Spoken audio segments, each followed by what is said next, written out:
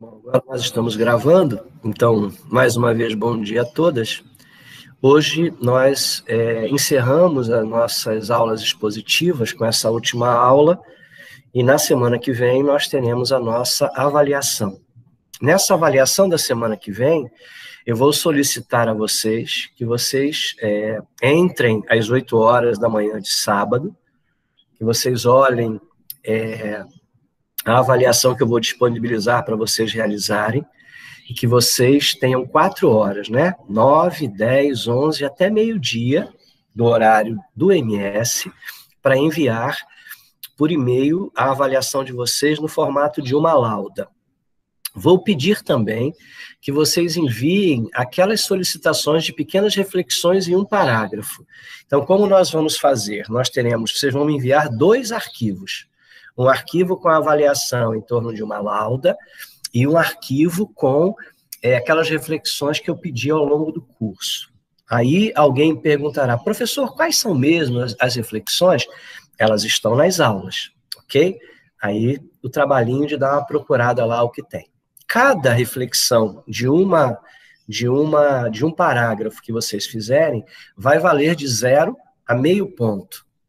Então, se vocês entregarem uma, vai valer de 0 a meio, 2 de 0 a 1, e essas reflexões elas vão ser somadas à menor nota de vocês. Eu vou olhar a P1 e vou olhar a P2, e a menor nota vai receber essa pontuação que eu vou colocar. Lembrando que são apenas parágrafos, não quero coisas longas, eu quero uma reflexão sobre as questões que eu coloquei para vocês. E aí, a tarefa de vocês é procurar, quem esqueceu, sobre essas questões, ok? Alguma dúvida em relação a isso? Se houver algum problema, eu peço a vocês, na aula de ontem, eu não lembro qual foi a aluna, mas a aluna entrou falando sobre a dificuldade de vocês acessarem o Moodle e essas coisas. Eu mandei o link para ela colocar no grupo, ela gentilmente fez esse papel. Então, se houver algum problema na semana que vem com o link, por favor, me mandem um e-mail, não precisa todo mundo mandar, uma pessoa, para que eu possa enviar para vocês o link da nossa aula de sábado para vocês colocarem no grupo. Vou colocar também na disciplina História do Brasil e vou colocar no feed do meu Facebook, ok? Mas eu acho que até lá já vai estar solucionado esse problema. Bom, moçada, na aula passada, nós começamos uma reflexão a partir do livro Cidadania no Brasil, um longo caminho, de José Murilo de Carvalho. Nesse processo, eu tentei chamar a atenção de vocês a partir de uma premissa de Thomas Marshall, de que a cidadania ela é constituída lá nos seus primórdios, pelo menos na cultura judaico-cristã ocidental europeia, ela é constituída a partir de um tripé dos direitos civis, dos direitos políticos e dos direitos sociais, e a posteriori novos conjuntos de direitos foram surgindo, mas que na história europeia entender cidadania é entender como se constituíram direitos civis, como se constituíram direitos políticos e direitos sociais. Ainda que esses direitos não sejam colocados um depois do outro, primeiro os civis, depois os políticos, depois os sociais, é dessa forma que Marshall apresenta a cidadania inglesa e se desdobra isso na cidadania europeia. No caso do Brasil, José Murilo de Carvalho chama a atenção, e isso é muito importante, que quando nós fazemos uma abordagem de uma determinada teoria histórica, ou qualquer teoria do conhecimento científico, é importante nós percebermos as especificidades da cultura, da vida daquele grupo. Então, José Murilo de Carvalho nos chama a atenção de que, no Brasil, ocorre um fenômeno de formação de cidadania diferenciado da cidadania europeia. E que essa diferenciação ela é importante para que nós entendamos como o brasileiro se entende enquanto cidadão. O que é ser cidadão para a brasileira, o que é ser cidadão para o brasileiro. Ok?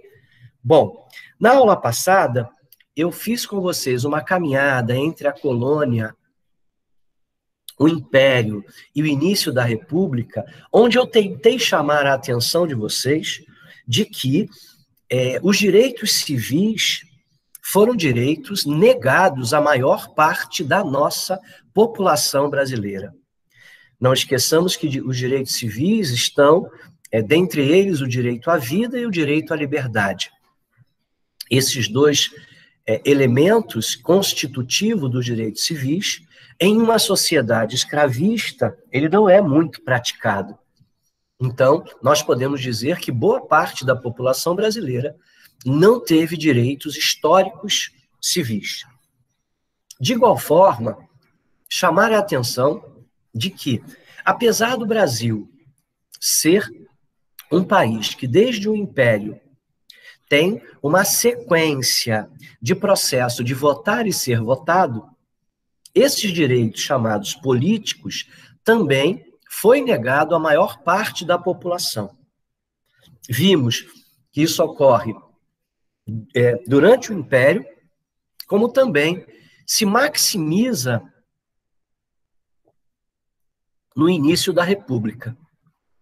A República Brasileira, onde o nome, né, de origem latina quer dizer lugar de todos, res públicos, na realidade foi um lugar em que se retirou direitos de grupos que até então possuíam. Então, o número de eleitores no Brasil cai drasticamente com o advento da República, só se recuperando em meados do século XX.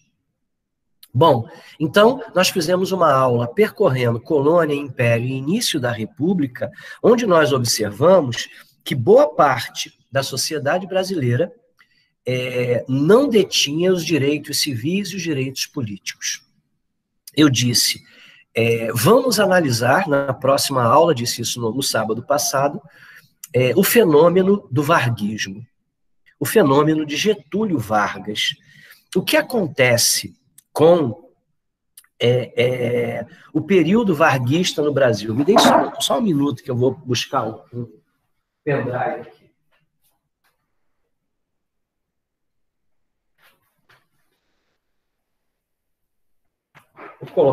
Vou colocar aqui um pendrive para facilitar o registro da aula e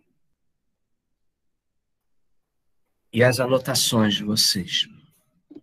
O que acontece durante esse período que nós chamamos de período varguista? Né? Deixa eu abrir aqui, aula História do Brasil, Cidadania no Brasil, um longo caminho. Por que Vargas é um fenômeno? Na aula passada eu disse a vocês que eu vejo dois fenômenos políticos no Brasil.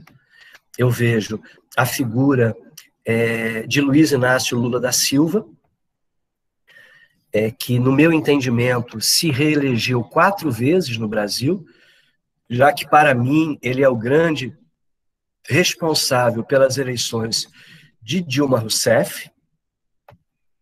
E vocês conseguem ver essa tela? Sim, professor. Estou tentando aumentar aqui o tamanho dela, para ver se melhora para quem está usando o celular. Espera aí, aqui. Deixa eu dar uma ajeitada aqui para mim, que ela não está... Aqui, muito bem. Então, eu disse que para mim tem dois fenômenos, o Lula e Vargas. Por que Vargas ele é um político que recebe uma aceitação da sociedade brasileira de uma forma tão significativa? Para nós lembrarmos, Vargas, ele chega ao poder em 1930, sem ser eleito. Ele fica até 1945, em 1937 ele dá um golpe de Estado, e fica até 45, fica 15 anos no poder. Ele é deposto em 45, e ele volta em 50 democraticamente eleito, e ao ser eleito, ele permanece 4 anos de governo até cometer o suicídio. Então, Vargas, somado o tempo, Vargas governa o Brasil durante 19 anos. A era do PT, ela tem 14 anos. Então, um pouco menos do que a era de Getúlio Vargas. Por que Getúlio Vargas consegue angariar da sociedade brasileira essa afeição a ponto de, até hoje, Vargas ser considerado um dos maiores presidentes da República de todos os tempos? José Murilo de Carvalho chama a atenção, e eu acho muito, muito profícua essa reflexão. Ele chama a atenção de que Vargas buscou atender aquilo que não se buscou, de uma forma geral, na política brasileira ser feita, que foi a de atingir os direitos sociais. Se os brasileiros eles tiveram os seus direitos civis, os seus direitos políticos renegados ao longo da vida, muitos dos direitos sociais foram motivos de luta ao longo dos séculos. Direito ao trabalho, direito à habitação, direito a um certo processo de educação, direito à saúde. Então, ainda que de forma precária, alguns desses direitos foram sendo exercidos pela sociedade brasileira, e o brasileiro, segundo José Murilo, e eu concordo com isso, ele passou a valorizar os direitos sociais muito mais do que os direitos civis e os direitos políticos. Por exemplo, a violência contra o homem pobre, ela pode ser justificada em nome da segurança da casa de um trabalhador. Então, um político que rouba, pode ser justificado esse político que rouba se ele fizer algo pelo Brasil. Adhemar de Barros, em 1950, tem um slogan que é atribuído a ele, diz: Adhemar de Barros, rouba, mas faz.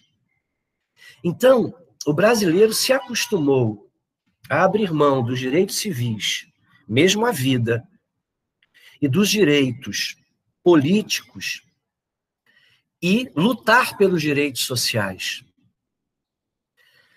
O grupo que comanda a construção do governo Vargas tem alguns intelectuais de peso, como Francisco Campos, como Oliveira Viana, alguns intelectuais que vão entender essa lógica e vão praticar essa lógica.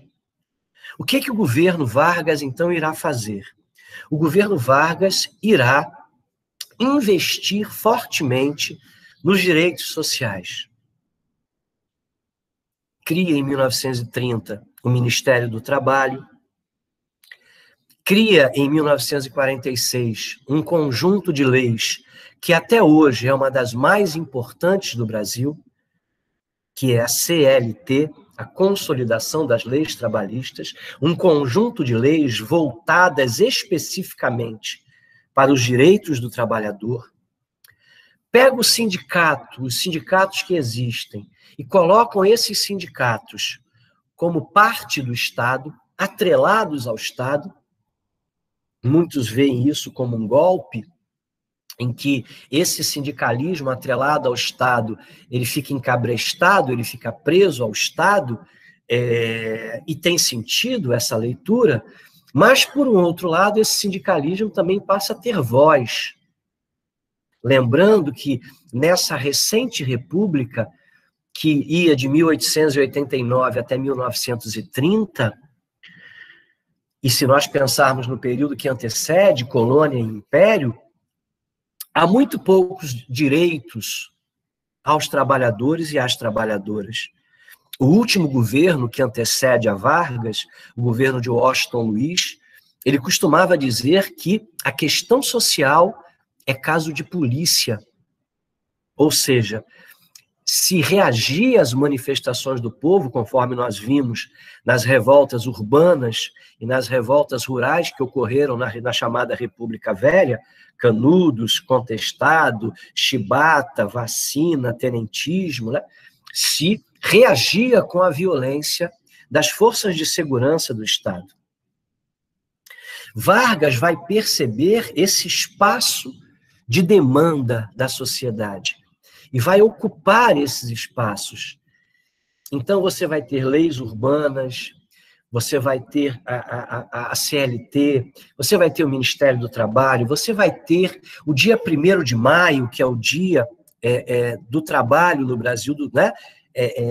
Um dia em que há celebrações no país inteiro homenageando o trabalhador. Vargas faz anualmente um discurso no Campo do Vasco, no Rio de Janeiro, onde ele chega a reunir 1 milhão de pessoas que voluntariamente vão ver o seu presidente. Vargas, ele extrapola completamente a função de um líder político. Eu diria a vocês que, retornando ao texto As Barbas do Imperador, de Lilian Schwartz, Vargas passa a ocupar um espaço sagrado dentro da sociedade brasileira. Um local onde é um Deus Pai. E assim ele é visto e tratado por boa parte da população brasileira. Ele é tratado como um pai.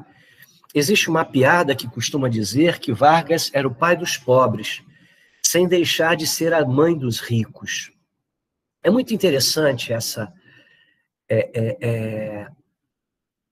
brincadeira, porque ela reflete, de uma certa forma, o jeito que Vargas construiu a sua governabilidade.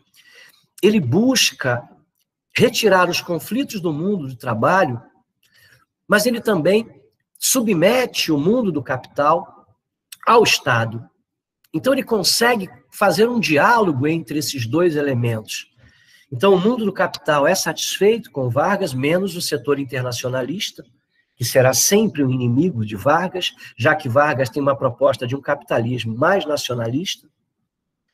Apesar dessa discussão ser muito controversa, mas para a nossa aula de hoje vamos ficar nesse tamanho. Mas há um setor do capital que apoia Vargas e há um grande setor da sociedade popular, né, daquilo que eu chamo de senzala, agora já constituída por brancos pobres, além de negros, pretos e pardos, africanos e descendentes de africanos, por brancos pobres, por indígenas pobres. Então, nós vamos ter uma sociedade que apoia Vargas de uma forma muito significativa, porque Vargas, ele consegue perceber que essas necessidades sociais são as necessidades que boa parte da sociedade vê como sendo os maiores direitos. Dar esses direitos ao trabalhador, dar esses direitos à trabalhadora, no entendimento do povo, dar cidadania. Então, direitos sociais passa a ser entendido no Brasil como os principais direitos da cidadania. E nós vamos observar que, durante a era Vargas, direitos civis e os direitos políticos foram reduzidos e alguns até eliminados. Em 1937, foram retirados os direitos políticos com o golpe de 37. Não havia mais eleitores, nem pessoas elegíveis até 45. E a sociedade brasileira continuou apoiando Vargas. Por quê? Porque os direitos sociais que eram dados por Vargas, no entendimento da sociedade brasileira, eram o que realmente valiam a pena, era o papel do Estado. E esse modelo, ele passa a ser cada vez mais lido no Brasil dessa forma. Cada vez mais, a cidadania brasileira começa a ser entendida muito mais por direitos sociais, direito à moradia, direito à alimentação, direito à escola, direito à saúde, do que direitos civis como a vida. Tirar a vida de alguém para garantir os direitos sociais é algo que a sociedade aceita. Retirar os direitos políticos para garantir os direitos sociais é algo que a sociedade aceita. E isso vai sendo constituído. E isso vai sendo constituído ao longo do período varguista. Esses 15 anos em que a propaganda política é muito forte, através do rádio, que já é um fenômeno na década de 30 no Brasil, de comunicação de massa, o primeiro fenômeno de forma oral que chega a uma grande massa. O governo varguista usa muito o rádio, através de um programa chamado A Hora do Brasil, que era obrigatório, todas as rádios saíam do ar e entrava a Hora do Brasil, onde se traziam comunicados, né? Até hoje nós temos essa programação, não de forma obrigatória de todas as horas, mas hoje é uma flexibilização, possui um outro nome. Eu acho que era a Hora do Brasil e agora é a Voz do Brasil, ou ao contrário. E o importante é que Vargas consegue a aquiescência da população. A população diz, isso é direito, isso é dar direito. E Vargas, então, reduz os direitos civis e os direitos políticos e aumenta os direitos sociais. Isso é um calcanhar de Aquiles, conforme eu coloquei aqui no slide, porque quando há uma reação ao governo Vargas, a desarticulação política da sociedade pró-Vargas, que só estava focado nos direitos sociais, não consegue reagir, não consegue apoiar Vargas. E Vargas cai em 45. Mas esse processo, ele vai dar continuidade a esse olhar do brasileiro. Em 1946, nós temos uma nova Constituição, nós temos o voto, e que vai crescendo pela primeira vez desde do Império, né? Ele vem num processo de crescimento, ele vai para 13,4%, em 1950 vai para 15,9%, em 1960, 18%, ocorre um conjunto de direitos, como o habeas corpus, né, que é um direito à defesa, à livre defesa, que é instituído na Constituição de 46. A Constituição de 46, antes da Constituição de 1988, é considerada a Constituição mais democrática que o Brasil teve, em termos de direitos civis, direitos políticos e direitos sociais. Vargas volta democraticamente ao poder em 1950, ele é eleito presidente do Brasil, ou seja, a sociedade que vê o presidente que lhe dá os direitos sociais, utiliza os direitos políticos para garantir esse presidente dos direitos sociais. Isso também é muito comum no Brasil. Então, se você tem um deputado que ele vai lá e calça a sua rua, você usa o seu voto político para dar a ele mais poder. Se ele vai lá e faz um campo de futebol, se ele vai lá e faz algum posto de saúde, se ele, mesmo que tudo isso seja com dinheiro público, mesmo que seja uma obrigação do agente público fazer isso, as pessoas olham como sendo algo pessoal, algo privado, aquela história que eu disse lá atrás, em que o poder público e o poder privado se relacionam muito. Muito bem. Vargas começa a sofrer pressões desses setores internacionais. O pós-guerra, o pós-Segunda Guerra Mundial, inicia o contexto da Guerra Fria. Nesse contexto da Guerra Fria, os Estados Unidos exercem uma forte pressão sobre a América Latina para dominá-la, e Vargas representa uma oposição a esses interesses do capitalismo internacional.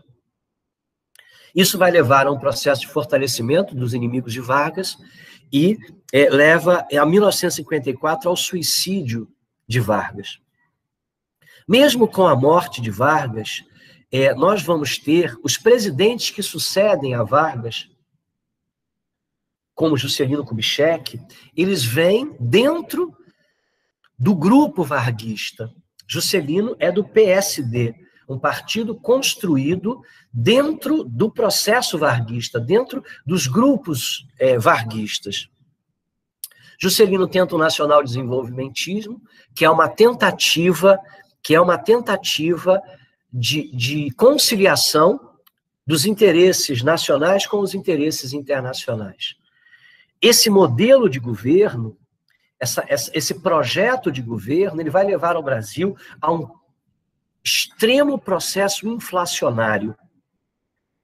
E o processo inflacionário atinge diretamente aos direitos sociais. Isso é uma outra coisa que eu quero que vocês prestem muita atenção. Quando ocorre uma inflação de grande monta, ele atinge o salário, ela atinge o salário, ela atinge o trabalho, ela atinge o seu viver em habitação, a sua qualidade de educação, a sua qualidade de saúde, a sua qualidade de lazer, uma série de direitos sociais. E o que ocorre? Se o brasileiro, ao longo desses 530 anos, se ele construiu a ideia de que a cidadania social é a principal cidadania, quando ocorrem crises econômicas, e essa cidadania ela é abalada, ela é reduzida, a sociedade responde. Tanto que, ao final do governo de JK, a sociedade brasileira votará no adversário político do varguismo, que é Jânio Quadros. Jânio Quadros vem de um pequeno partido cristão, mas através do apoio da UDN, partido antivarguista, partido voltado para os interesses do capital internacional, ele vai ser eleito com a força da UDN. No entanto, esse governo ele permanece apenas 6 meses. E mesmo sendo derrotado para a presidência da República, o varguismo, naquele momento, você votava para presidente e vice-presidente de forma separada, você não fazia um único voto, você votava para presidente, era um voto, e para vice-presidente era outro. Apesar do varguismo ter perdido na eleição de Jânio Quadros, nós teremos o vice-presidente varguista. E, de forma muito interessante, pensarmos que o vice-presidente, ele foi o ministro do Trabalho de Getúlio Vargas, João Goulart. João Goulart é eleito vice-presidente do Brasil. Depois de um período de conflito, João Goulart vai conseguir assumir a presidência do Brasil, porque há um movimento para que ele não assuma, e aí existe uma campanha liderada por Leonel de Moura Brizola, que depois veio a se consolidar pós-85 como líder do trabalhismo no Brasil, como herdeiro de Getúlio Vargas no Brasil. Então, hoje a figura de Ciro Gomes busca ocupar esse lugar. Então, através da campanha da legalidade, se impossa aquilo que tinha que ser feito quando um presidente renuncia, que o vice-presidente assumisse.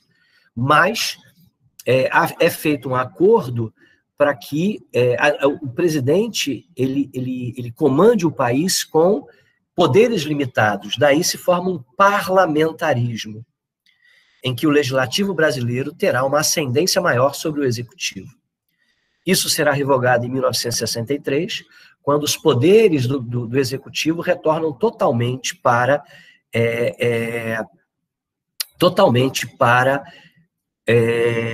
João Goulart. João Goulart, em 64, vai tentar uma reforma para atender aos direitos sociais, buscando fortalecer o seu poder diante da sociedade brasileira. E ele vai propor reformas que atingem frontalmente o grande capital. Ele vai propor uma reforma agrária, ele vai propor uma reforma fiscal, em que haja maior proporcionalidade entre a cobrança dos impostos entre ricos e pobres.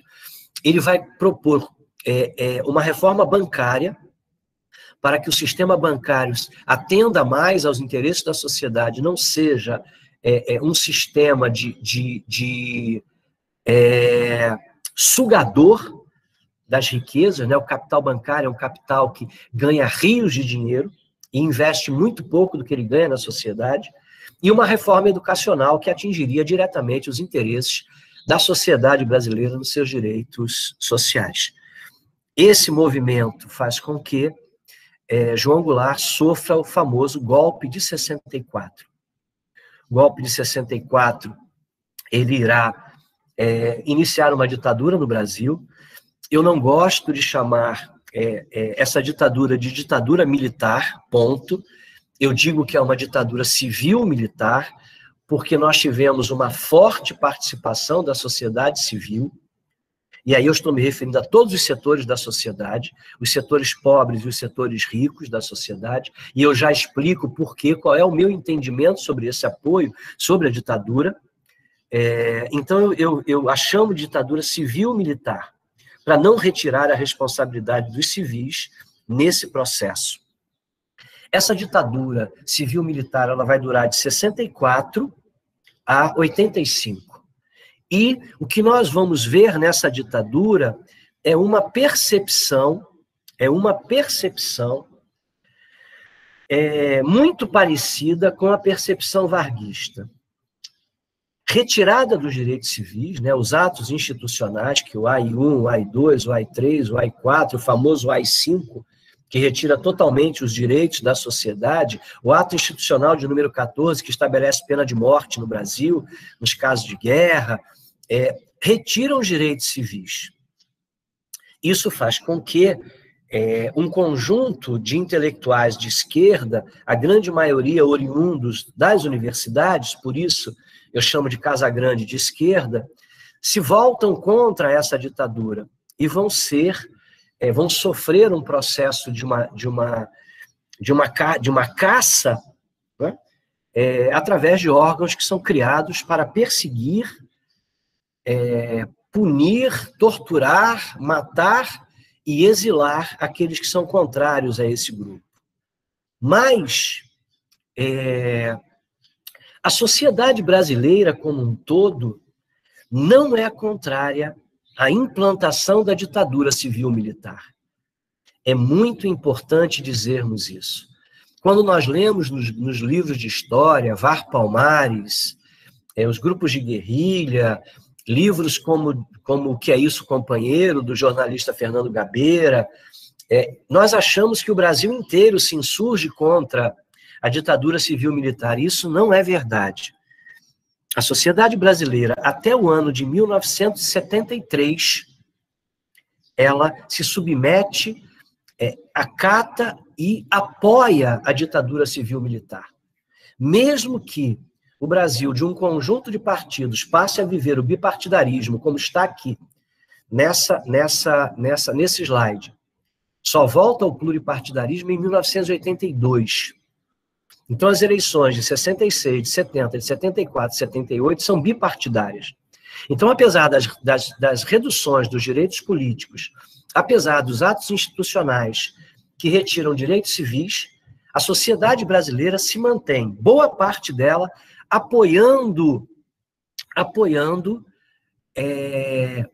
esses governos que se sucedem de Castelo Branco a João Batista de Figueiredo. Todos os presidentes são militares, mas todos os ministros da área da economia são civis, todos são oriundos de um determinado setor do capitalismo internacional, ao contrário do que nós temos hoje, onde nós observamos que as pastas governamentais estão nas mãos de muitos militares. Nós vamos ver na ditadura civil-militar espaços que não são ocupados por militares de forma significativa. Um dos ministérios mais importantes de um governo capitalista, eu diria de qualquer governo, é o Ministério da Economia. E não houve um militar que ocupasse o Ministério da Economia. Isso demonstra uma aliança entre os setores militares e os setores do grande capital brasileiro nesse processo. Bom, se os direitos políticos e civis são limitados, mais uma vez, os direitos sociais vão ser maximizados. Em 1966, nós criamos o Instituto Nacional, que vai gerar a Previdência Social no Brasil. Criamos o Fundo de Garantia por Tempo de Serviço. Criamos o BNH, que vai gerar milhares de casas no Brasil, milhares de apartamentos e casas ao longo de todo o Brasil. Vai criar o Fundo Rural, vai criar o Ministério da Previdência e Assistência Social, tudo isso dentro da ditadura. Esses atos são vistos e são sentidos como atos muito positivos, porque eles atendem ao principal anseio da sociedade brasileira, que é compreender cidadania como direitos civis. Então, nós estamos vendo aqui direito ao trabalho, direito à aposentadoria, direito à moradia, né? Direito à aposentadoria rural, que o governo Vargas tinha deixado de fora. Então, há uma série de elementos que são vistos de forma positiva pela sociedade brasileira. Por isso se dá o apoio. Só o que acontece? Em 1973, nós teremos uma fortíssima crise econômica no Brasil. Essa crise econômica se deve a dois fatores.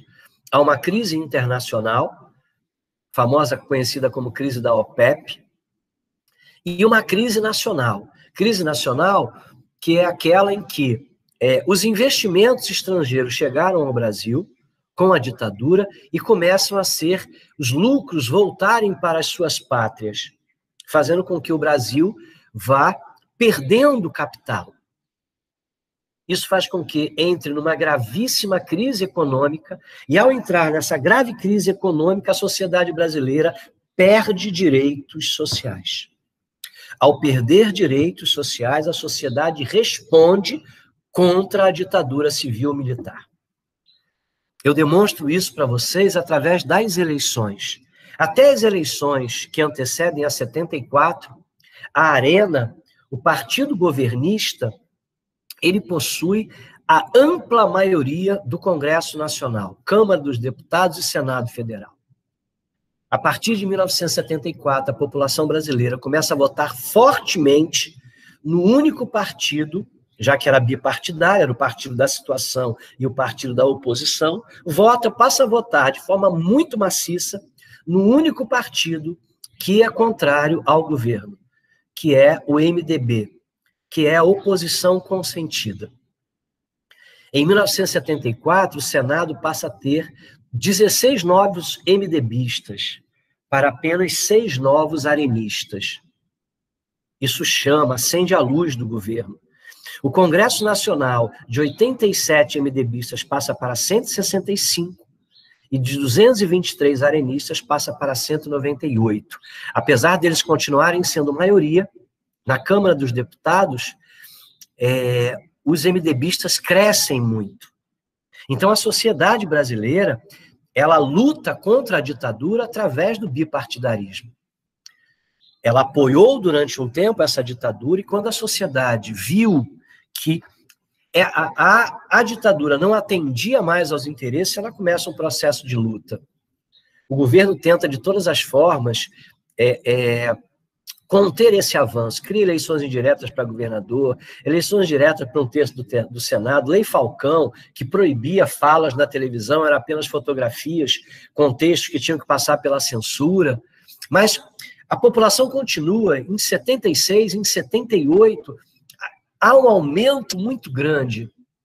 Em 79, começa a haver um projeto de abertura com a chegada do general João Batista de Figueiredo. Figueiredo inicia um processo de abertura. Há uma reação dos setores mais conservadores militares, inclusive causam o chamado atentado do Rio Centro, uma bomba, né? Algumas bombas que eles colocaram num show que teria, num showmício contra a ditadura. E das bombas explode no carro de um militar, que um deles é morto, o outro sobrevive, e apesar desse processo, continua a luta pela redemocratização no Brasil. Ocorre um novo sindicalismo no Brasil, que vai resultar na CUT e na CGT. A Igreja Católica tem um papel importantíssimo através da teologia da libertação, que vai contribuir na formação do Partido dos Trabalhadores. Movimentos sociais como a OAB, a ABI, SBPC, lutam pelos direitos. Então, a sociedade brasileira luta pela redemocratização. Quando nós chegamos em 1982, nós teremos as primeiras eleições diretas para governadores e para os cargos de deputados, vereadores, eu não sei quais são os de baixo, de governador com certeza. E aí começam as eleições. Em 85, nós temos eleições indireta para presidente. Nós temos a campanha pela direta já, em 83, 84, ela não tem sucesso, apesar do crescimento da oposição, apesar de milhões de pessoas estarem nas ruas. O Congresso não vota pelas eleições diretas, nós temos eleições indiretas. Nessas eleições indiretas, ganha a figura de Tancredo Neves, que morre. Em seu lugar, o Lorde inglês José Sirney assume a presidência do Brasil. E aí começa o processo de redemocratização. Se nós formos olhar os governos de uma forma geral, nesse processo de redemocratização, há uma gravíssima crise econômica no Brasil. E com isso, há um processo de buscas de apoios a partidos políticos diferenciados. Ora, o MDB, agora a PMDB, tem a faca e o queijo na mão.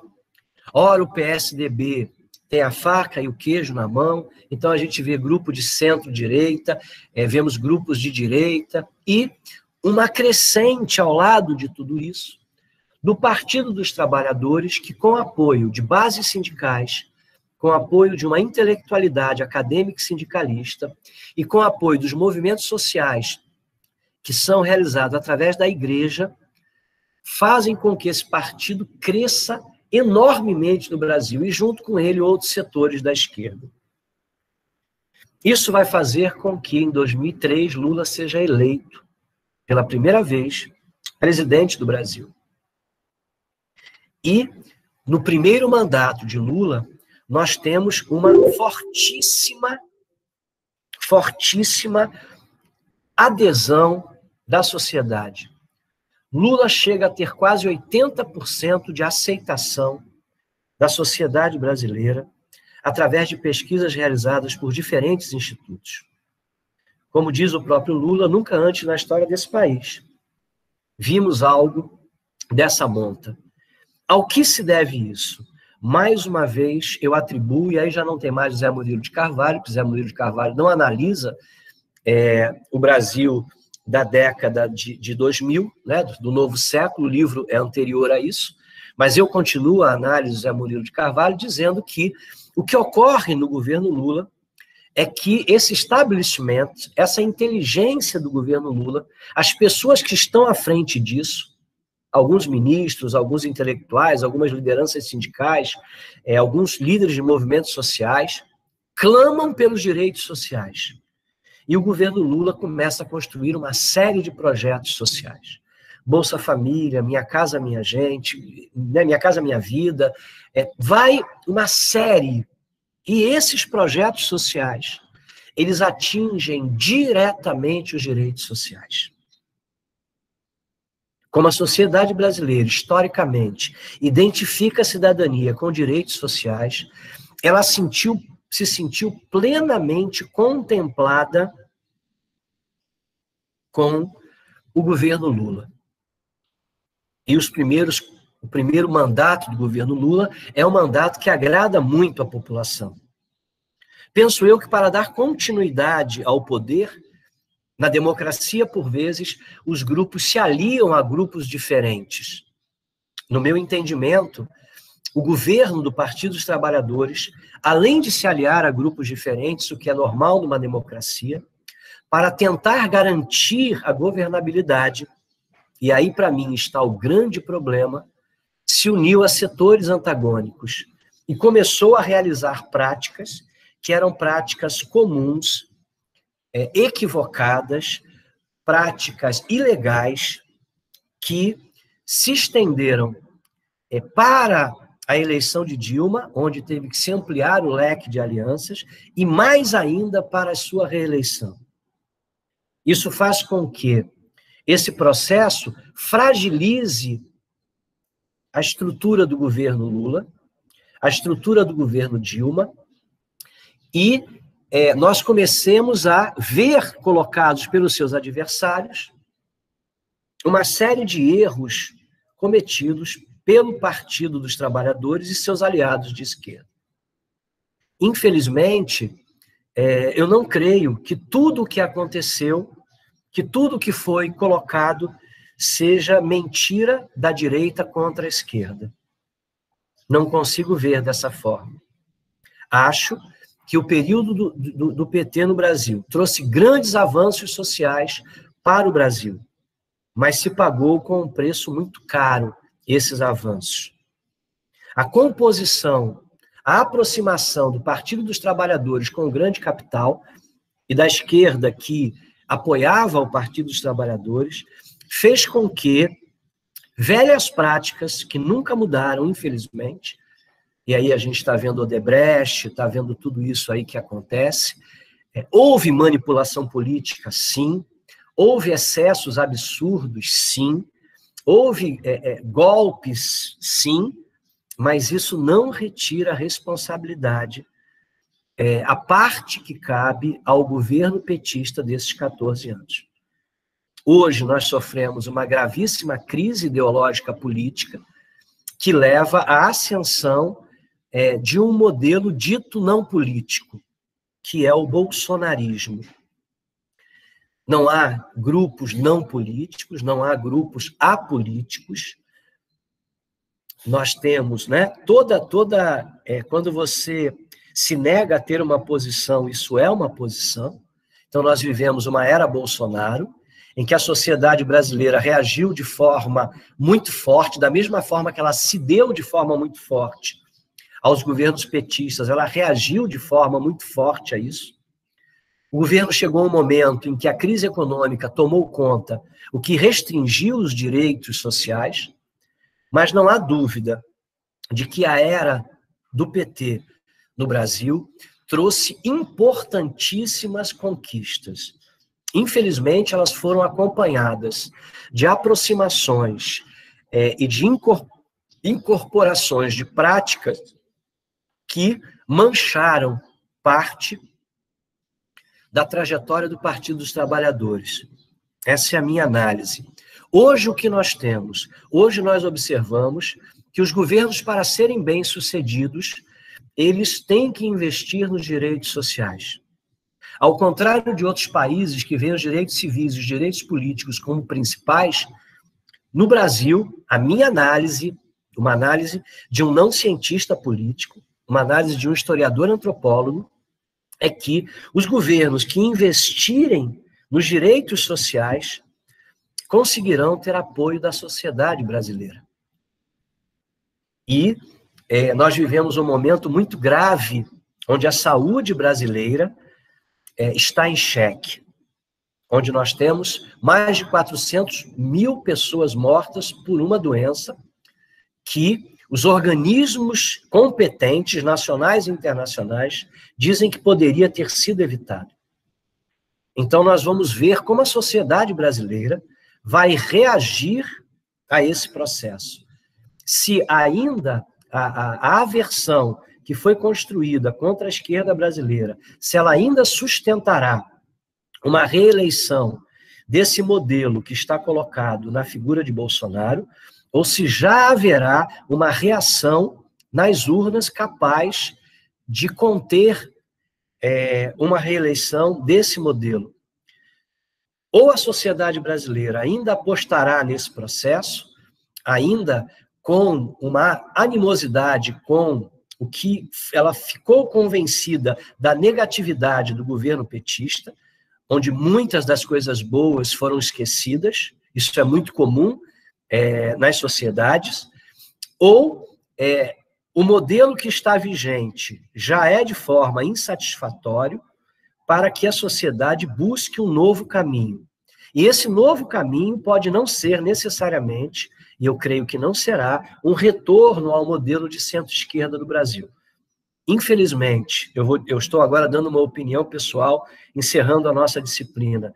Eu não vejo novos grupos, nem novas lideranças que venham a atender de forma satisfatória essa mudança. Temos a possibilidade da volta do Lula, e isso gera uma grande possibilidade da vitória, porque ele é um grande líder para os brasileiros, não tenho dúvida em relação a isso, mas vejo alguns grupos tentando esse caminho, como Ciro Gomes, e vejo outros outsiders, pessoas que são fora da política, como Luciano Huck, como figuras que não são da política tradicional, tentando chamar a atenção da sociedade que esse é um caminho. Então, nós temos aí um momento de muitas incertezas ainda. Eu torço para que nós possamos conseguir, através dos direitos políticos, fazer algum avanço do que nós temos hoje no Brasil, mas eu não vejo com muito otimismo algo de grande transformação. Mas mesmo uma pequena transformação, mesmo um pequeno avanço, que pode ser no legislativo, que pode ser na Câmara e no Senado, termos uma melhoria dos quadros políticos no Brasil. Não concordo com o governo bolsonarista, de Bolsonaro, mas faço uma reflexão que a presença do governo se deve a muitos fatores, dentre eles a trajetória da esquerda. E torço para que a democracia continue vigente. É difícil nós aceitarmos a opinião que não é a nossa, mas essa é o princípio da democracia, é o princípio da alteridade, do respeito ao outro, para que nós possamos continuar.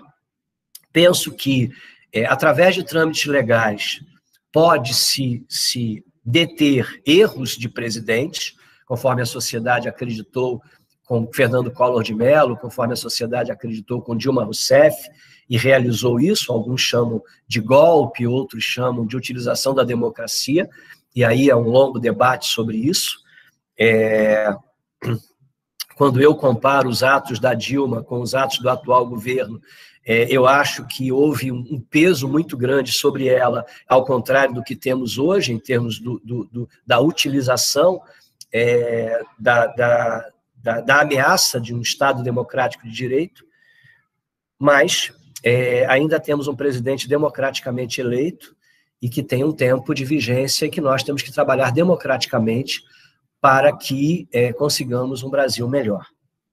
Bom, de uma certa forma, essa é a reflexão que eu queria fazer com vocês. Foi uma disciplina curta, de poucos encontros, em que eu elegi alguns temas que eu achei importantes, e mais do que conteudismos históricos, eu tentei fazer um passeio crítico por alguns lugares em que eu acredito que possam contribuir nas reflexões de vocês sobre cidadãos, cidadãs, sobre pessoas brasileiras vivendo o momento que cada um de vocês vive.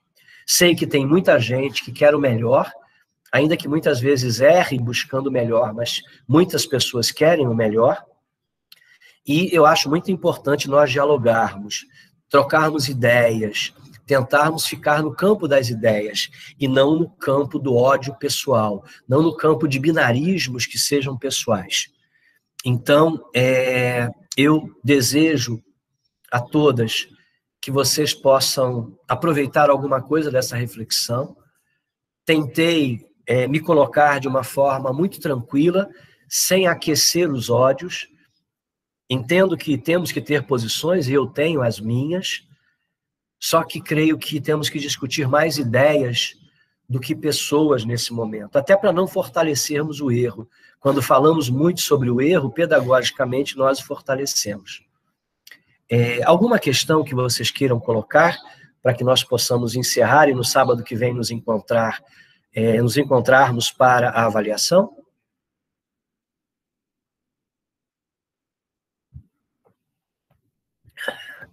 Não? Ok. Então, a gente vai ficando por aqui, deixando um abraço a vocês. Vou repetir o abraço que eu deixei na semana passada, que eu não sei se me ouviu, a mamãe Hanna, que acabou de ser mãe, uma colega de vocês, casada com um colega da antropologia, e a Hanna teve um jovem forte que eu acompanho quando ela publica. Um beijo, mamãe, a você, ao marido, ao filhote, muita luz, muita paz. Olá, tudo bem? Bom dia, professor. Eu acho que eu não ouvi na outra aula, eu só entendi se você falou alguma coisa de mim, desculpa. Eu imagino que você esteja cheia de atributos. Como é mesmo o nome do jovem? É Miguel? Ricardo. Ricardo, Acompanhe. Parabéns a você, parabéns ao esposo. E sinto muitas saudades da sua presença nas nossas salas e espero que a gente consiga retomar isso em algum momento. Ai, tomara. Tô torcendo por isso.